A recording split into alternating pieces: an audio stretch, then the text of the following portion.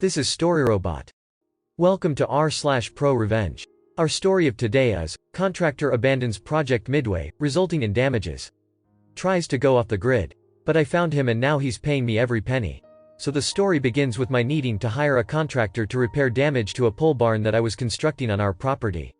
The structure was partially done when a storm hit and the structure had substantial damage. So, we bid a few contractors and the guy that seemed to be the best one, who was actually a referral from a friend, we signed a contract and he started work within a week. We had also signed with him to complete the structure after the insurance portion was completed because his crew could do this much more efficiently and a better job than we could do ourselves, which is what we were originally doing. His crew completes the insurance portion of the job, but then abandons the project just before starting the rest of it. No call, no email, nothing. I called and texted, and not one of my contact points was ever returned. At this point it was late December, and we thought maybe he and his crew had holiday plans but would resume right after. Then another windstorm hit and his crew hadn't braced the partially completed structure correctly, and it almost collapsed again. I tried for 2 weeks to find him. I even drove out to the address on the contract we signed, which ended up being a house on a rural road, next town over. I knocked on the door, seeing his car there. No one answered. I stopped by this house several different times, trying to catch him. The last few times, his car was no longer there but the work truck of another company was. Wanting to know if he owned the house, I pulled up the tax records for it in the county it was in. Name on the house was not registered to him. So, sounds like he rented or at least was staying with a friend. The company info on the truck was registered to someone unrelated and not on the tax records. The tax records showed that the actual taxpayer of the property lived elsewhere. Here where I live, the property owner name is listed, and if they do not actually live at that property, such as in using it for an investment, their address that would have the actual tax bill sent to is also on there. Given that knowledge, I pulled the court records for him to see if maybe he had been recently arrested or if there was any other info. What I found was about 30 years of driving offenses, including a lot of DUI, DWI charges, and other records. At this point I figured he was long gone, and being as I hadn't paid out any money to him for work that was not complete, I would just move on. At least until the structural engineer I hired to assess the damage to the work that was done, stated that the structure had to be started over on that part, and the building materials that the contractor had left scattered around the job site were also unusable due to being left improperly stored. I had hoped that the structure could just be pulled back into place and re-secured, but I was told this is not the case. So began the bigger drama and my determination to find him. So far, his negligence has cost $1,200 for a structural engineer opinion. Our insurance company paid for a second opinion because they didn't like what ours said, $2,500 for insurance deductible to the newest contractor hired to repair the exact damage that happened 3 months prior, and $7,000 in materials that his insurance company refused to cover or pay for, and my insurance policy on the project did not cover either. The adjuster for his insurance company said that he was able to locate the contractor but refused to give up any information for him directly. That and the fact that the project wasn't finished, had detriment to my farm and boarding business because 2 of my pastures that were connected to where the building was sitting, couldn't be used.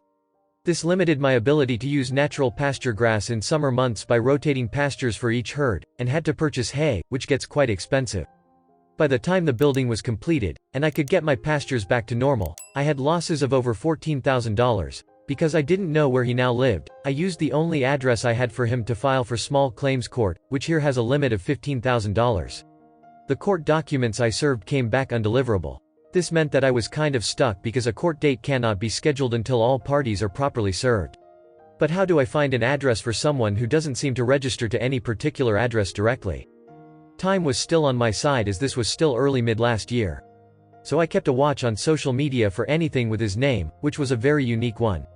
If there was another man of the same name within this state, within even the same metro area, it was unlikely because of how unique the name was. Then one day this past fall, after Google searching the name again, there it was, his Facebook page.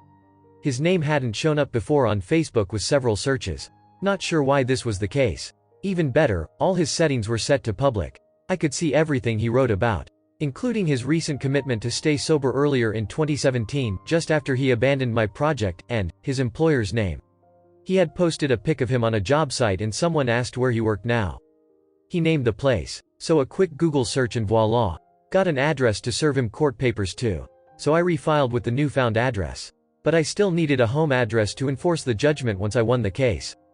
So what did I do? Seeing that he was listed as single in his page, I used a fake Facebook profile that I originally had in use to test various features I enable on pages that I start up under my real profile.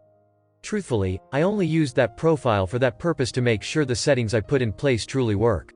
But now it would serve another purpose. Getting this guy to give me all the information I needed, playing on his being middle-aged and single. To create my alter ego, I found a website of a cute blonde lady in her 40s so as to not be too young for him, since he was around mid-40s himself, and just yanked pics. I only set one to the profile photo, and would use the rest if he asked for more. I changed all the pics in the profile to look like it was a typical page of the average mid-40s female. Holy beep, did this work, and it worked so well. I used some information I found on his page to strike up a conversation about stuff stolen out of his work truck in the alley behind his house, big clue. And it was reported to the city police department, he named the city, so another big clue. So, using this information, and telling him I had grown up in the same area, I got him to give me a general area where he lived. Keeping conversation cool like, is the pizza joint still there? They've been around forever etc., so he wouldn't get suspicious. Thank goodness for Google Maps giving me a better idea of that area so I could talk about it like I did in fact grow up there. In reality, I have only ever been in that city twice, and other times drove through on the way to somewhere else. I was able to narrow down the area he talked about, and using that info, I pulled the police report records from that city. There were 3 reports done within the same area on that same day he reported. So, using that information, I pulled the county tax records to see who owned the houses. I found 3 houses within that area that could possibly be rentals since the owner name and taxpayer billing address did not match. This could be a long shot to find the person, but I didn't have anything to lose by searching. Just as I was about to call the homeowners to see if anyone by the name of the contractor rented from them, he posts some info on his page that made the calls completely unnecessary. He posted the name of his roommate in a status update, who I then check out the profile of. The profile lists the roommate's landscaping business. A quick Google search of that business name and bingo, his state business registration address matched one of the 3 addresses I suspected to be the rental house. So now I have his home address. He had already been served at his employer's address for the court date. Fast forward to the court date. He didn't show up, which I suspected he wouldn't, so I got default judgment. Between serving him papers and the court date passing, the Facebook profile I was using to talk to him was helpful in getting info out of him about his life, his job situation, how much he made per hour, me feigning knowledge about what construction trades paid, and the fact that he was looking at changing employers. He even told me the name of that employer. So I was armed with info, should he decide to not work with me. He played right into my hands. Once I got the official judgment from the small claims court win, I decided to contact him myself on Facebook using Messenger. I sat down and wrote out a whole paragraph to him, first typing it on Word so that I could print it out and edit it, and have my husband read it as well. I wrote that while I was angry at him, I was going to give him one chance to work a deal with me, rather than using our State Department of Revenue play collection officer for me. I hate dealing with our State Department of Revenue. They make the IRS look like Sunday school teachers. But, if it came down to that I would, and they would start garnishing his wages, and here they take 25% of each paycheck after taxes, and have the person's employer do it for them, and then send it to me. However, I hate letting the state be the middleman because they just complicate things. But I told him straight out that if he refused to work with me directly, I would go to that extreme. I told him that I know he's an addict and has had struggles in the past. I told him that knowing he has had struggles, I was willing to work with him directly and give him an opportunity to offer a monthly payment amount that works for him and his budget, rather than have the state decide the amount for him. To shorten this up, he replied, agreed, signed, and had notarized a monthly payment agreement, complete with a list of manual labor tasks that he could use in place of a payment or two to help with some projects on my farm. Thank you for watching. Error. Problem detected. Not enough subscribers. Please subscribe, like and comment.